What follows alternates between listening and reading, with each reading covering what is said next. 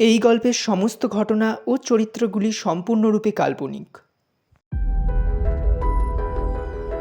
কোয়েটজেল ফিল্মসে আপনাদের সকলকে স্বাগত। কোয়েটজেল ফিল্মস অরিজিনাল অডিও বুক সিরিজে আজ শুনবেন হাউস নাম্বার 13D। গল্প রচনায় সৈমি ব্যানার্জি, গল্প পাঠে শক্তিক দে। শুরু হচ্ছে হাউস নাম্বার 13D।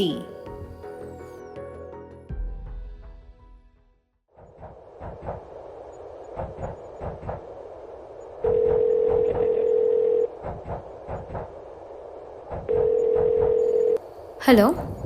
হ্যাঁ শ্রী, বলো। ইনি হলেন শ্রী রয়, একটি মাঝবয়সী বিবাহিত যুবতী। একটা প্রাইভেট কোম্পানিতে অ্যাকাউন্টেন্টের কাজ করে। দেখতে শুনতে ও স্বভাবে বেশ ভালো ও আধুনিক। হ্যাঁ নীল, তোমার আসতে কত দেরি গো? আমার তো একটু দেরি হবে গো। তোমার কি হয়ে গেছে? হ্যাঁ, আরে আমি তো ট্রেনেও উঠে পড়েছি। তার স্বামী নীল রয়, ইনিও একটি প্রাইভেট কোম্পানির অ্যাসিস্ট্যান্ট ম্যানেজার। ভীষণ ব্যস্ত হলেও ব্যক্তিগত জীবনে বেশ হাসি খুশি প্রাণোজ্জ্বল মানুষ। শ্রীয়ের অফিস আজ একটু তাড়াতাড়ি শেষ হয়ে যাওয়ায় সে অফিসের সামনে শপিং মল থেকে কিছু ঘরের জিনিসপত্র নিয়ে তাড়াতাড়ি বাড়ি পৌঁছবে বলে ট্রেনে উঠেছে। শিট। কি হয়েছে? আরে আজকে আমি ভুল করে বাড়ির চাবিটা ব্যাগে ভরে নিয়ে চলে এসেছি। কি? তুমি এত বড় ভুলটা কি করে করলে? তুমি জানতে যে আমি আমার চাবির সেটটা আনিনি বলেই তোমাকে বারবার করে মনে করিয়ে দিয়েছিলাম যে একটা চাবির সেট জিদ্দার বৌদির বাড়িতে রেখে আসবে, তারপরও তুমি এই ভুলটা করলে। জিদ্দা ওরফে জিদ বোস নীল এবং শ্রীয়ের অনেক দিনের পরিচিত বন্ধু ও এখন তাদের প্রতিবেশী। আরে রোজকারই অভ্যাস, জানোই তো।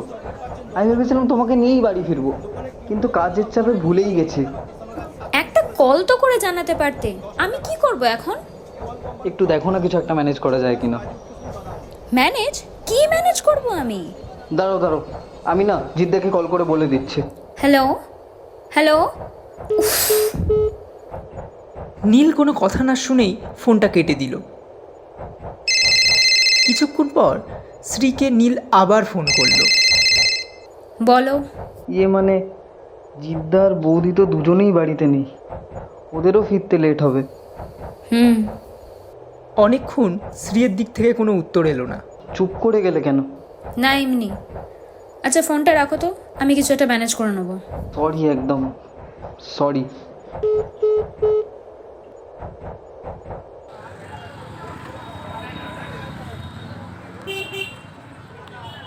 শ্রী ট্রেন থেকে নেমে সামনের রাস্তায় অটোর জন্য ওয়েট করছে। রাত তখন প্রায় 9:30-10টা।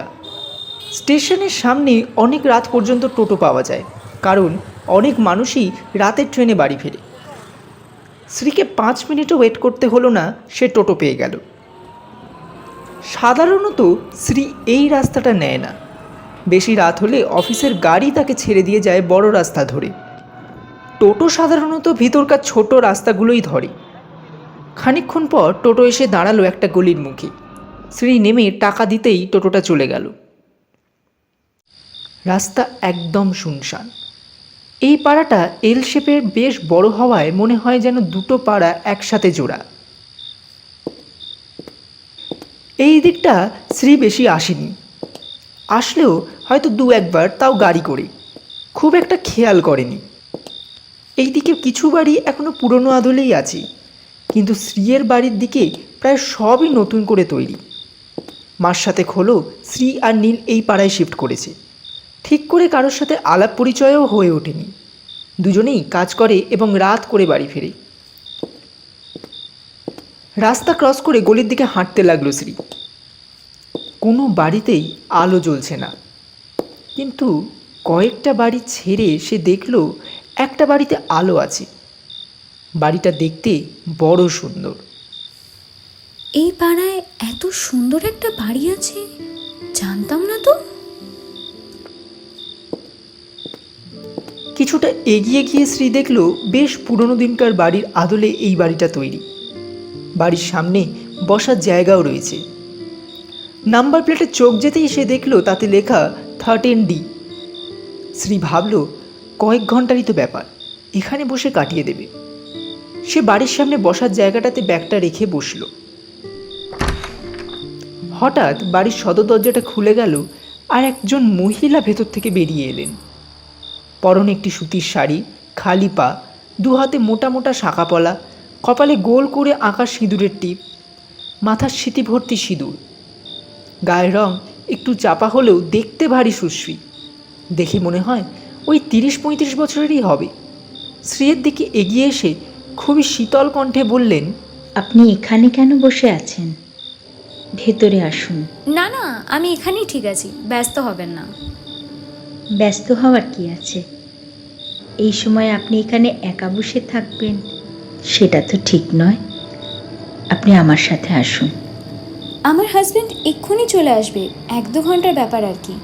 আর ক্ষমা করবেন, আমি আপনার অনুমতি ছাড়াই এখানে বসে পড়েছি। আসলে আমার হাজব্যান্ড বাড়ির চাবিটা না ভুল করে নিয়ে চলে গেছে, তাই আর কি। ঠিক আছে, বুঝতে পেরেছি। আপনি আসুন আমার সাথে, কোনো অসুবিধা নেই। মহিলার অনুরোধ ফেলতে না পেরে শ্রী তার সাথে ভেতরে যায়, কিন্তু অন্যমনস্ক হওয়ায় তার হাতের বড় ব্যাগটি সে বাইরেই ফেলে আসে।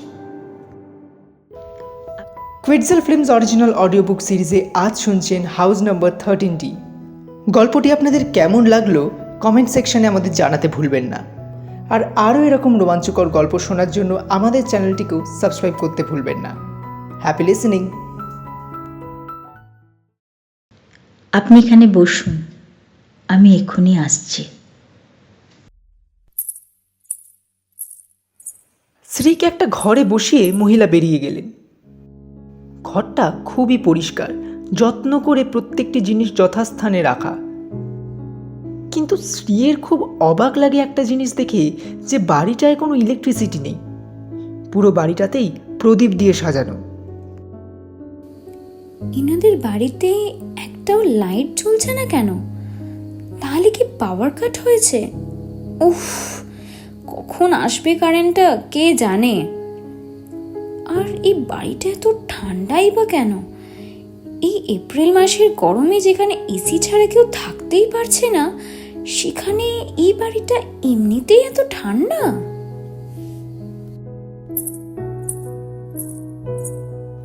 চারিদিক দেখতে দেখতে শ্রী এ সমস্ত ভাবছে, হঠাৎ সেই মহিলা ঘরে প্রবেশ করলেন।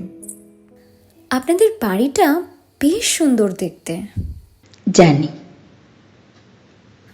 বলছিলাম, কারেন্ট গেছে কতক্ষণ হলো?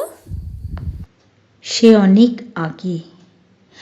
ওমা, আপনার নামটাই তো জানা হয়নি। আমার নাম শ্রী। আর আপনার? আমি পর্ণা। শ্রী মনে মনে বলল, খুব জল তেষ্টা পেয়েছে। শ্রী কিছু বলতে যাবে, হঠাৎ জল খাবেন তো? বসুন, আমি নিয়ে আসছি।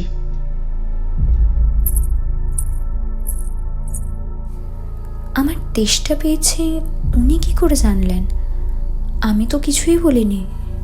শ্রী একটু অবাক হলো। পর্ণা জল আনতে চলে গেলে শ্রীয়ের চোখে পড়ে 3টে প্রদীপ নিভে গেছে। হাওয়ায় প্রদীপ নিভে যাওয়া কোনো বড় কথা নয়। কিছুক্ষণ পর একটা স্টিলের গ্লাসে জল নিয়ে এলেন পর্ণা। জলটা খেতে গিয়ে শ্রী গ্লাসটা সরিয়ে দিল। কি বিশ্রী একটা গন্ধ এই জলে। কোথাকার জল খায় এরা? গ্লাসটা সামনে টেবিলের ওপর রেখে দিল শ্রী। আপনি কি একাই থাকেন? না না, আমি আমার স্বামী ও শাশুড়ি মায়ের সাথে এখানে থাকি। ও, তা আপনার হাজব্যান্ড আর মাসিমাকে দেখছি না। আমার স্বামী কাজের সূত্রে অনেক দূরে থাকেন, উনি সপ্তাহে একবার এখানে আসেন। আমার শাশুড়ি মা খুব অসুস্থ, পাশের ঘরেই শুয়ে আছেন। আসুন, ওনার সাথে দেখা করবেন। না মানে, কিচ্ছু হবে না, আসুন। শ্রী হালকা ইতস্তত বোধ করে পাশের ঘরে গেল। সেখানে যেতেই সে চমকে উঠল।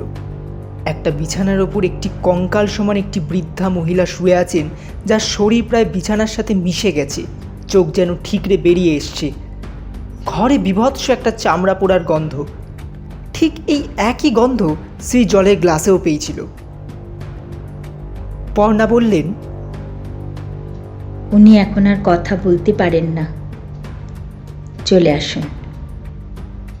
শ্রীয়ের মুখ থেকে কোনো কথা বেরোলো না। সে মাথা নাড়িয়ে ঘর থেকে বেরিয়ে গেল। পর্ণার চাউনিতে শ্রী একটু অস্বস্তি বোধ করল। সে আবার আগের ঘরে গিয়ে বসল।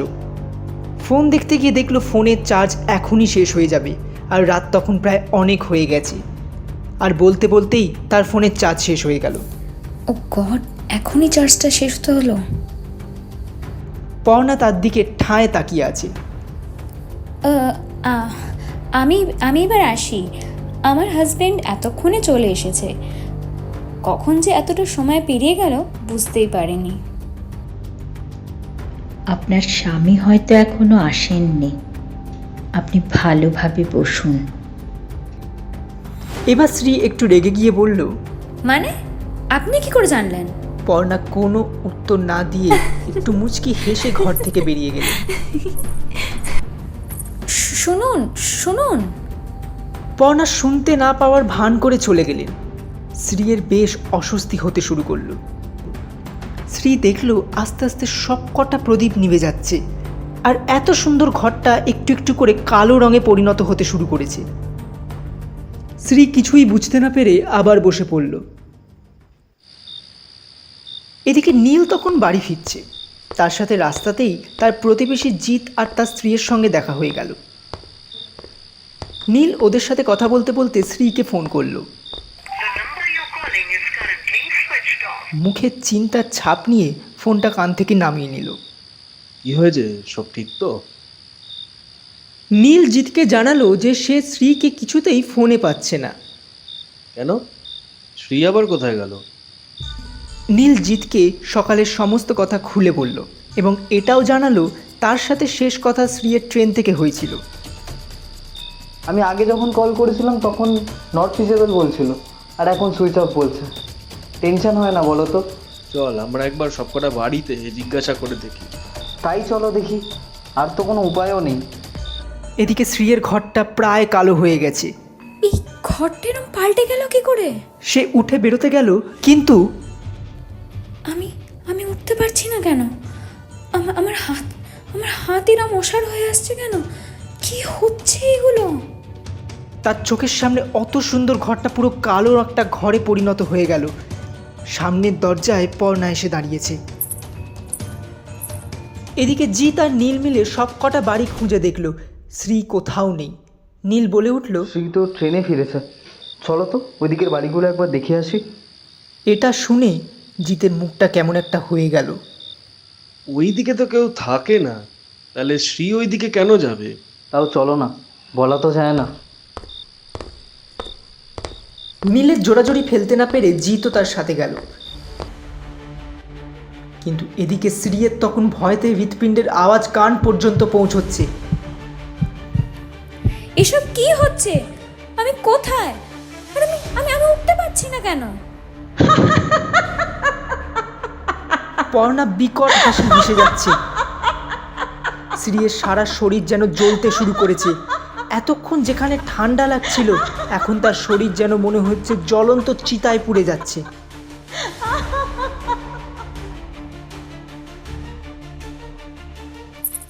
পর্ণা আস্তে আস্তে এবার সামনে আসছে। তার মুখটা পুরো পোড়া মাংসের পিণ্ডর মতো লাগছে। চোখের জায়গায় চোখ নেই, শুধু দুটো খালি গর্ত। শ্রী ভয় আর আতঙ্কে গলার স্বর হারিয়েছে। সে সামনে তাকিয়ে দেখে পর্ণা একটা পোড়া হাত বার করে তার দিকে এগিয়ে আসছে। অন্যদিকে নীল আর জিৎ সেই বাড়িটার সামনে এসে দাঁড়িয়েছে। বাইরে শ্রীয়ের ব্যাগ দেখে নীল বলল, এটা তো শ্রীয়ের ব্যাগ।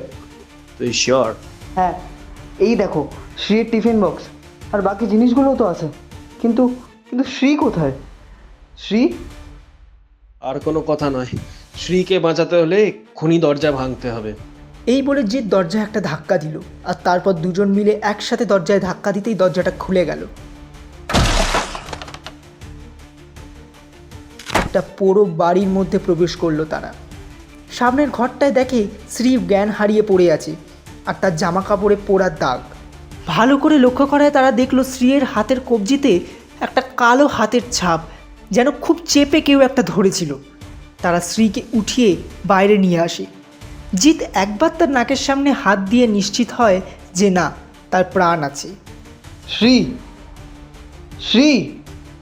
ওকে আগে বাড়ি নিয়ে চল। শ্রীকে বাড়ি নিয়ে এসে সোফায় শুইয়ে তার চোখে মুখে জল দেয় ওরা। আস্তে আস্তে শ্রীয়ের চোখ খোলে। আমি আমি নীল, এদিকে দেখো, আমি নীল। শ্রীর মাথাটা বুকের কাছে নিয়ে নীল বলে ওঠে। শ্রী তখনও আড়ষ্ট হয়ে আছে ভয়। নীল জিৎকে জিজ্ঞেস করলো, ওই পোড়ো বাড়িটায় শ্রী ঢুকলোই বা কেন? সে সে অনেক কথা, ও যে বেঁচে ফিরেছে এটাই অনেক। মানে কেন, কি আছে ওই বাড়িতে? আসলে ওই বাড়িটা একটা ভুতুড়ে বাড়ি।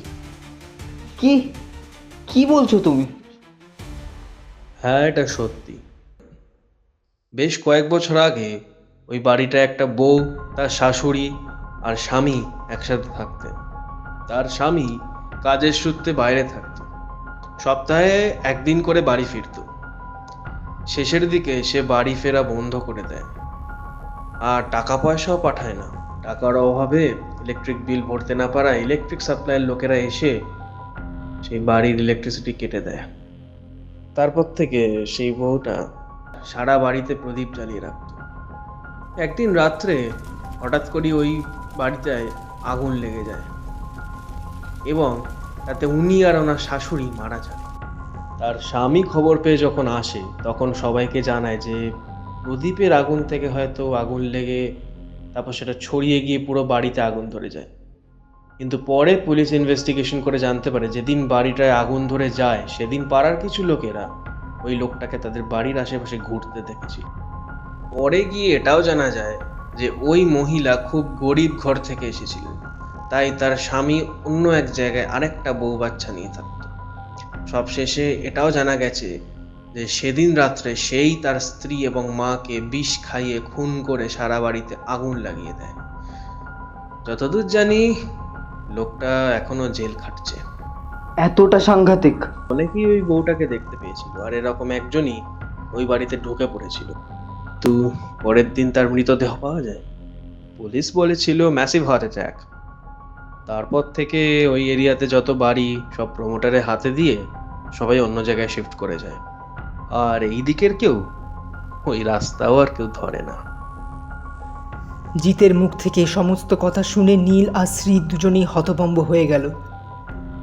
শ্রী ভাবতেও পারছে না যে কয়েক ঘন্টা আগে তার নিজের চোখে দেখা ওই সুন্দরী মহিলার সাথে এমন পরিণতি হয়েছিল। সে কিছুতেই পর্ণার সেই অদ্ভুত সুন্দর মুখটা ভুলতে পারছে না। এত কিছুর পরও শ্রী পর্ণার জন্য এক অদ্ভুত কষ্ট অনুভব করল।